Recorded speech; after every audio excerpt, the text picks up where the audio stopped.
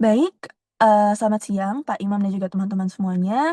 Perkenalkan kami dari, kelas MRBA kelompok 3. Di sini ada saya sendiri Gisela Kalista dan juga ada teman-teman, ada Fathia Sahla, ada Areta Maheswari, ada Naswa Zaliantika, dan juga Stefan Azaria yang akan mempresentasikan analisis dan pembahasan dari temuan kami, terhadap penelitian yaitu pengaruh dari customer experience, customer satisfaction, dan word of mouth intention pada customer loyalty pengguna Shopee di daerah Jabodetabek. Kami akan langsung, ke bab 4 yaitu untuk, analisis dan pembahasannya.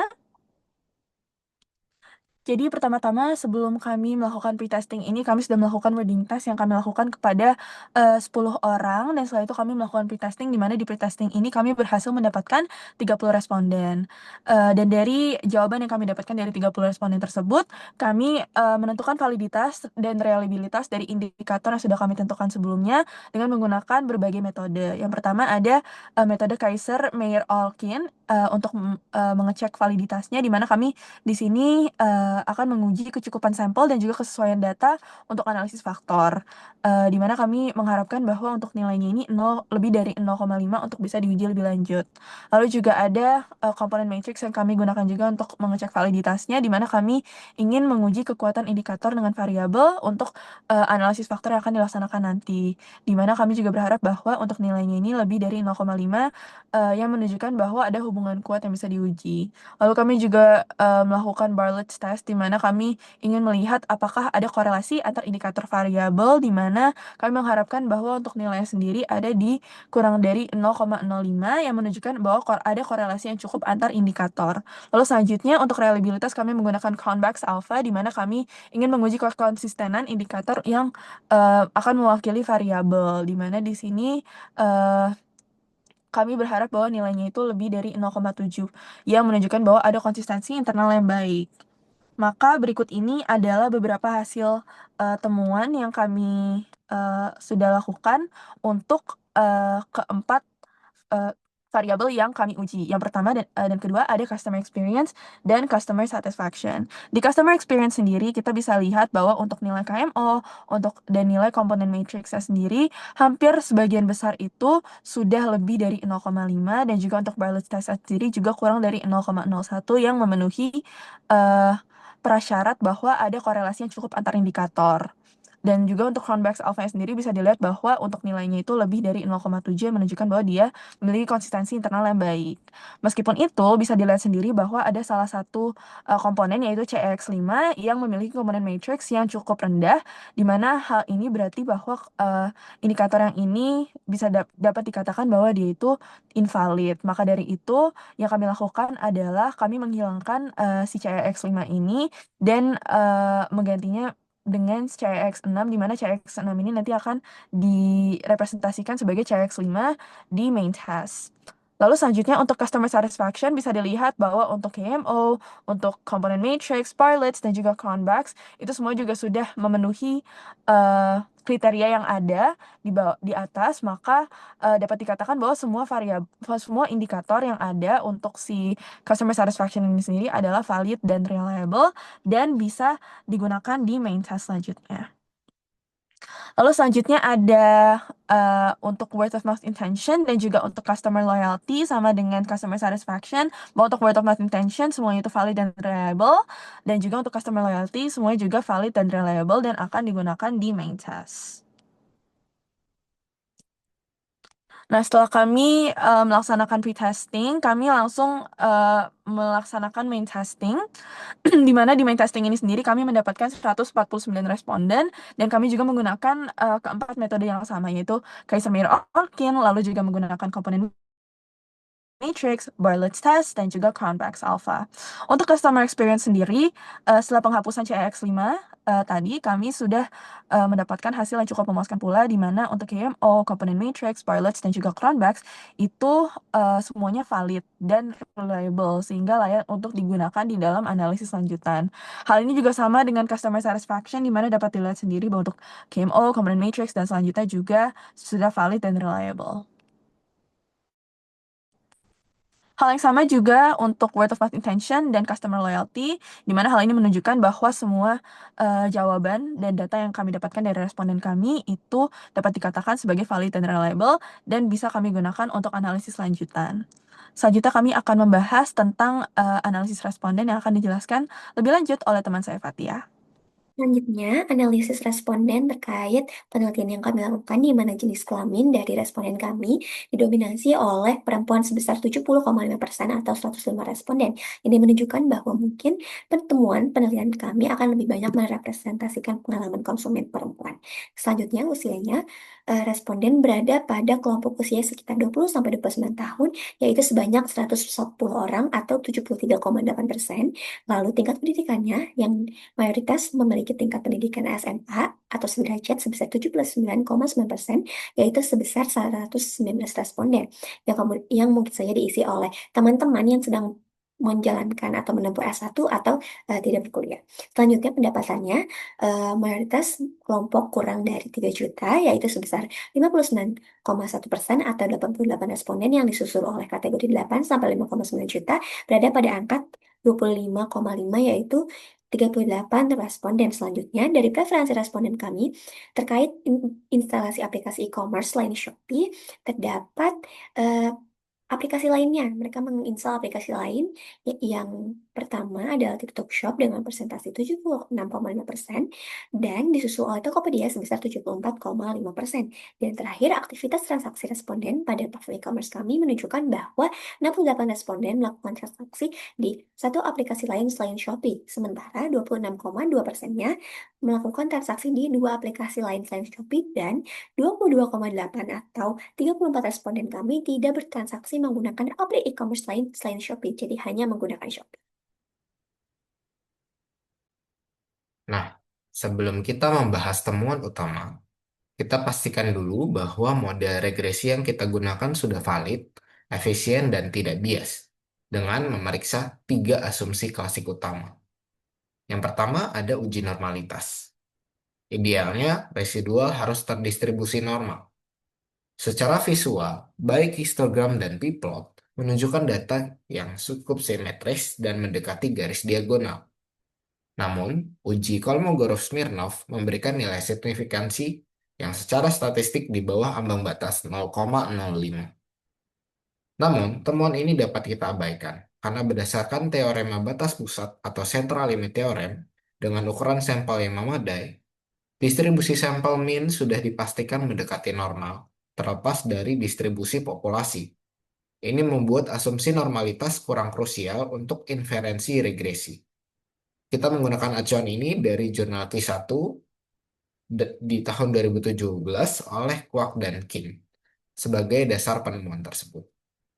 Lalu, selanjutnya ada uji multikolinearitas, di mana uji ini memastikan variabel independen kita tidak terlalu saling berkaitan. Model kita bebas dari multikolinearitas, karena nilai toleran semua variabel independen berada di atas 0,2. Selain itu, nilai fifth juga semuanya di bawah ambang batas 10.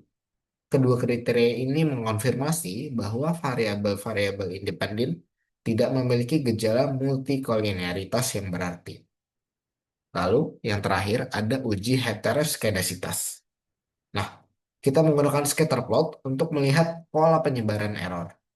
Hasilnya, asumsi homoskedasitas terpenuhi. Titik-titik residual tersebar secara acak dan tidak membentuk pola tertentu seperti corong, menunjukkan bahwa variance error konsisten. Dengan terpenuhinya ketiga asumsi, model regresi kita valid dan efisien untuk menganalisis hubungan antar variabel. Selanjutnya, model summary kita ini memastikan bahwa model yang digunakan itu punya kualitas yang memadai dan juga dapat dipercaya. Kalau kita analisis, ternyata indikator R-nya itu menunjukkan adanya hubungan yang kuat antara customer experience, customer satisfaction, word of mouth intention terhadap customer loyalty dengan nilai 0,781 mendekati 1. Terus untuk indikator R-square-nya juga nilainya itu 61% variasi pada customer loyalty-nya itu bisa dijelaskan oleh ketiga variabel independen, jadi punya kemampuan penjelasan yang baik, dan adjusted R-score-nya juga punya model yang cukup efisien, nggak ada overfitting, dan untuk standar error of estimate-nya juga punya nilai 0,492, di mana masih berada pada tingkat yang bisa diterima dan dapat digunakan untuk analisis lanjutan. Oke, selanjutnya analisis multiple linear regression untuk mengetahui kontribusi masing-masing variabel independen terhadap variabel dependennya. Kalau kita lihat ternyata signifikansi variabel untuk customer satisfaction itu lebih dari 0,05, yaitu 0,783, sehingga nggak signifikan. Sama juga dengan customer satisfaction, dia itu punya nilai 0,601 sehingga nggak signifikan. Sedangkan untuk word of mouth intention, dia itu signifikansinya kurang dari 0,001 sehingga berpengaruh signifikan. Sehingga dari ketiga variabel independen ternyata word of mouth intention yang punya pengaruh signifikan terhadap customer loyalty. Sedangkan untuk koefisien betanya, word of mouth intention juga yang punya nilai paling tinggi yaitu 0,743, sehingga word of mouth intention ini punya kontribusi terbesar dalam menjelaskan customer loyalty pengguna Shopee. Untuk signifikansi statistik kurang lebih sama, di mana word of mouth intention itu dengan nilai tes 11.227 dan signifikansi kurang dari 0,001, sehingga sangat signifikan dan sangat kuat pengaruhnya bagi customer loyalty pengguna Shopee di Jabodetabek. Selanjutnya, sebagai variabel kontrol, karakteristik demografis seperti usia, gender, pendidikan, pendapatan diuji menggunakan one-way ANOVA untuk melihat apakah memiliki pengaruh terhadap variabel dependen yaitu customer loyalty. Nah, sebelumnya parameter yang digunakan yaitu parameter utama yang terdiri dari nilai F, di mana kita mau membandingkan perbedaan rata-rata antar kelompok dengan variasi dalam kelompok, dan nilai signifikansi untuk melihat apakah perbedaan tersebut signifikan secara statistik. Nah, kemudian untuk parameter pendukung meliputi homogenitas varians, di mana kita mau lihat bahwa varians antar kelompok ini seragam sehingga ANOVA-nya valid, dan effect size di mana kita mau melihat seberapa besar pengaruh demografi terhadap loyalitas. Karena biasanya hasil bisa signifikan namun pengaruhnya sangat kecil. Nah, untuk temuan kita menemukan bahwa usia itu tidak menunjukkan perbedaan yang cukup signifikan antar kelompoknya. Nah, artinya tingkat loyalitas pengguna Shopee ini relatif sama, baik pada kelompok usia muda maupun usia tua. Effect size-nya juga hanya sekitar 3% dan termasuk kecil, jadi bukan faktor penting untuk mempengaruhi loyalitas. Yang kedua, gender, di mana kita melihat bahwa gender ini menunjukkan adanya perbedaan yang signifikan, di mana gender ini menjelaskan sekitar 11,5% variasi customer loyalty. Artinya meskipun bukan faktor yang paling besar, gender ini tetap memiliki pengaruh yang cukup besar, kecil hingga menengah, terhadap loyalitas pengguna Shopee. Untuk ketiga, ada pendidikan, di mana hasil ini cukup mirip dengan usia, tidak ada perbedaan yang cukup signifikan antar kelompok pendidikan. Jadi loyalitas penggunanya ini tidak terlalu dipengaruhi oleh tingkat pendidikan maupun mau itu SMA, diploma, sarjana. Dan efek size-nya juga sangat kecil, sekitar 1,4%. Dan yang terakhir ada pendapatan, yaitu variabel yang cukup berbeda karena di sini perbedaan hanya muncul pada dua kelompok, di mana pengguna dengan pendapatan di bawah 3 juta memiliki tingkat loyalitas yang lebih tinggi, di mana min-nya adalah 4,02.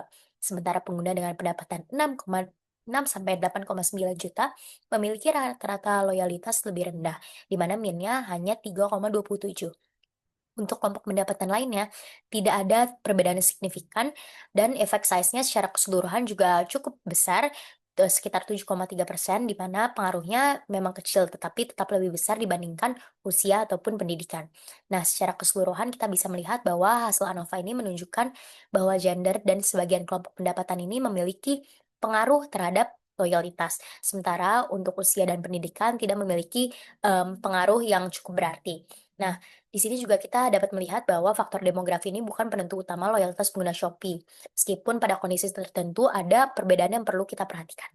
Selanjutnya ke kesimpulan dan implikasi dari analisis penelitian kami yang melibatkan 149 responden, di mana penemuannya menunjukkan mayoritas faktor demografis yang bergerak sebagai variabel kontrol tidak memengaruhi loyalitas, tidak terlalu memengaruhi kecuali gender dan pendapatan di range 3 sampai 6 juta yang menunjukkan efek yang kecil. Selanjutnya, dari ketiga hipotesis kami dapat disimpulkan bahwa customer experience itu tidak berpengaruh signifikan terhadap customer loyalty, begitu juga customer satisfaction tidak berpengaruh signifikan langsung terhadap loyalitas pengguna Shopee di wilayah Jabodetabek. Untuk word of mouth intention terbukti signifikan berpengaruh langsung dan positif terhadap loyalitas pengguna Shopee di wilayah Jabodetabek. Ini menunjukkan bahwa niat untuk merekomendasikan atau Hal ini meningkatkan customer loyalty dari pengguna Shopee di wilayah Jabodetabek. Oleh karena itu, implikasi strateginya cukup jelas. E-commerce itu harus menggunakan strategi yang berpusat pada advokasi dengan prioritas tertinggi ya, niat rekomendasi tersebut. Nah, ini bisa dilakukan lewat dua cara. Seperti yang pertama ada menciptakan momen shareable dengan merancang pengalaman yang membuat pengguna ingin terus berbagi. Lalu ada juga yang kedua fokus pada digital native, di mana Shopee dan e-commerce lainnya bisa menggunakan gamifikasi, komunitas, dan konten interaktif untuk mengubah pengguna muda menjadi advokat merek. Kesimpulannya, loyalitas harus dibangun melalui pengaruh sosial dan reputasi yang mereka sebarkan, bukan hanya kepuasan individu. Kemudian selanjutnya ada keterbatasan dalam penelitian kami. Kita tinjau di mana keterbatasannya adalah komposisi respondennya itu kurang seimbang. Usia dominan itu ada 20-29 tahun dengan 73,8%. Terus pendidikan terakhir juga SMA yang paling dominan dan mayoritas itu perempuan sebesar 70,5%. Untuk beberapa kelompok demografinya juga sangat kecil. Misalnya usia 30-39 tahun itu hanya satu responden sehingga ANOVA-nya bisa aja kurang kuat. Untuk potensi response bias terkait dengan pilihan setuju atau sangat setuju dan variabilitasnya itu juga rendah sehingga bisa aja mempengaruhi customer experience dan customer satisfaction-nya itu nggak signifikan. Dari sini, kelompok kami dapat menyarankan untuk penelitian selanjutnya dapat menambah demografi yang lebih spesifik, memperluas keberagaman responden, serta membandingkan loyalitas antar platform e-commerce. Sekian dari kelompok kami, terima kasih.